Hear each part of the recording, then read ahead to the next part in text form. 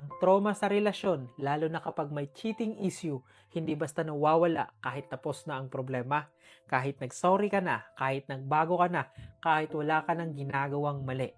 Pero siya, nagche-check pa rin, nagdududa pa rin, nagsiselos pa rin sa simpleng chat. At bago mo sabihing OA naman, kailangan mong marinig to. Kasi alam mo ang masakit na totoo, hindi siya nagsiselos dahil hindi ka niya mahal. Nagsiselos siya dahil nasira mo siya dati, yung tiwala niya.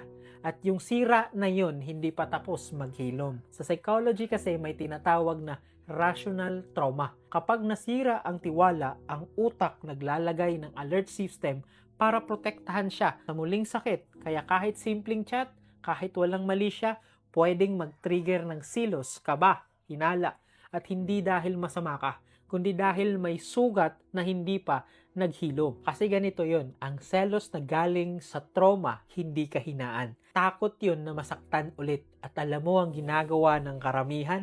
Kapag nagsiselos ang asawa, nagdi-defend agad. Wala naman akong ginagawa eh. Ayan ka na naman. Hanggang kailan ba to? Pero hindi mo naiintindihan, hindi siya naghahanap ng away, naghahanap siya ng assurance. Ulitin ko, hindi siya naghahanap ng away, naghahanap siya ng assurance, naghahanap siya ng katibayan na hindi mo na uulitin ang bagay na sumira sa kanya. At imbes na ibigay mo yon, nagagalit ka pa, nagiging defensive ka pa, na parang ikaw ang biktima. Pero hindi ikaw ang biktima eh, ikaw ang sumira at siya ang nag-a-adjust sa sira na ikaw ang gumawa. At alam mo ang pinakamasakit, yung asawa mong nagsiselos, hindi siya galit sa'yo. Takot siya.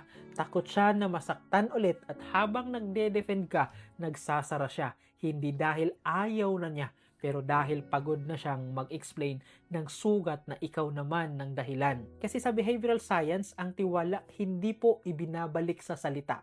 Ibinabalik sa consistent na kilos, transparency, hindi pagtatago, assurance, hindi pagtatanggol, empathy, hindi pagmamaliit ng nararamdaman niya. Kapag sinabi ng asawa mo, hindi ako komportable. Ang tamang sagot, hindi wala naman akong ginagawang masama. Ang tamang sagot, naiintindihan ko kung bakit ka nasasaktan. Tutulungan kitang gumaan ulit. Yun lang. Pero yun ang pinakamahirap gawin para sa lalaking puno ng pride. Kaya tandaan mo, ang sugat na may dahilan hindi minsan nagagamot ng logic, ginagamot ng malasakit at ng panahon. At kung ikaw ang sumira sa tiwala niya, hindi mo karapatang magreklamo na matagal siyang gumaling. Ikaw ang sumugat, ikaw ang maghintay, at ikaw ang magpapagaling, hindi sa salita, sa araw-araw na kilos na nagpapatunay na hindi mo na uulitin ng bagay na sumira sa kanya.